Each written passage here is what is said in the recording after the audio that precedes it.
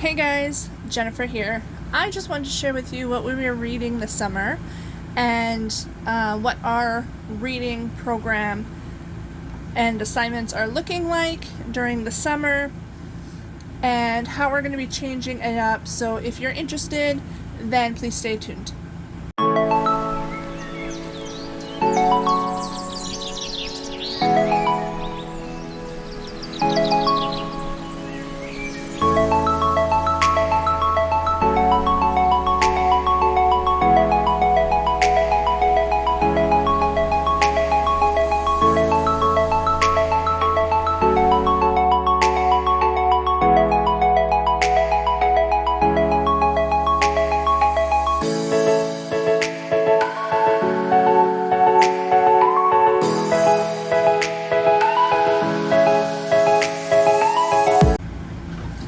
So for the summer, we are homeschooling.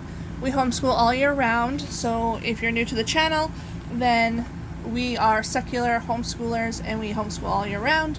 We recently went to the bookstore and my oldest son, who is in grade 4, these are his picks, and I want to show you what we do for a reading program in our homeschool and what we're planning to do. So these are the books that I picked out and my son picked out. So I picked out Warriors Into the Wild. This is the first book, and it looks like a super cute book. My kids both love animals. Where is it now? Oh, it might be in the back. There's a whole massive series to these books. So they have all kinds of books. And my lighting is trash, so it's not going to show up. But there's tons and tons of these books, and yeah, they're super cute. So we picked up that. We picked up I Survived the Titanic. I saw this off of another homeschooler, Homeschool of Bel Air.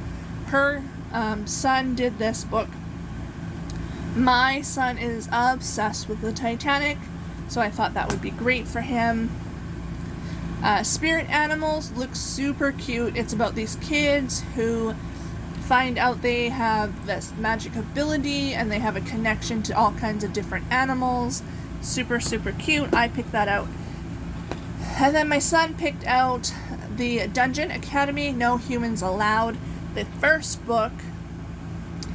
And it's a fairly new series from what I gathered, because when I was talking to the people at Chapters, they only had the first book out and they were waiting for the next one to be released, they've said.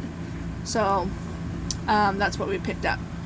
So normally for our reading, we have a reading journal, and it looks like this, and it's just in Canada we call them duotangs.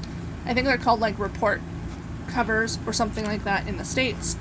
And it's just a series of pages that I created that my kid has to fill out. And it looks like this. So each book gets essentially this page, and he will draw a cover or what he thinks the cover should be. And then we have a whole bunch of these. Now we're going to continue to use these because I printed them out, but I'm going to show you how we do that, how we're going to do it now. So we have essentially different pages for, so we have the cause and the effect for the end of the book. We have certain pages for when we finish the book, for when we begin the book. If I was the author, I would change. So I just made up a story map. I just made up these sheets last year. We've been using them for a couple of years now.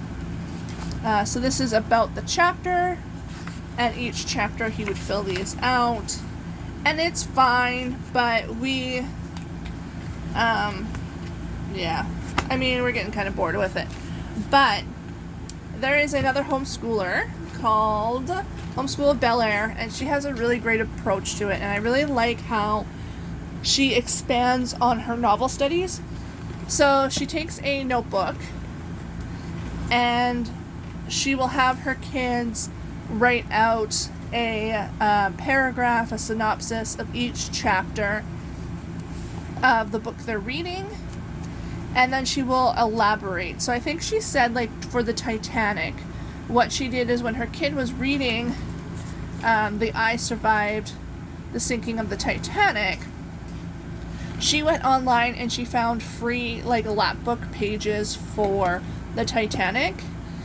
So they also filled those out. So on top of filling out like a paragraph explaining each chapter, they would also go on to have like a small unit study about the Titanic, and she would do that with every book that they do, and I really like that. It kind of feels like one of those like Waldorf notebooking kind of a thing. Sorry about that, my camera cut out. So I really liked that idea with the Waldorf main notebook. If you don't know what that is, essentially they do all of their lessons in one main notebook, and they do it notebooking style. So they'll take notes, they'll draw pictures, they'll journal, that kind of a thing. So I really liked that for the literature program. So we're going to use up some of the sheets I made just so they don't go to waste for the reading journal. But on top of that, we're going to elaborate and kind of go in depth a little more with our literature this summer. I think it's a really good way also to fill in the gap, because we're kind of at that phase where we're finishing our main curriculum, and we don't start our next one until like August, September. So we have like a month or two to fill in, and we kind of do like little unit studies and field trips and that kind of thing. So I think that's a really great way for us to kind of fill in that space. And I really think that my kids are going to love it, and we're going to continue on next year doing this style. So if you like that idea, go check out Homeschool of Bel Air. I love her. I binge watch her videos all the time. I think she's great. She's a really great secular homeschooler, especially if you're really into art and stuff. She has some really great art videos. So hopefully you liked the video. If you did, like and subscribe. Sorry about the quality. I'm doing it in an RV, so the lighting's not great. But you gotta work with what you got. This is real life. Yeah, so if you liked it, keep coming back, and take care, guys. Bye.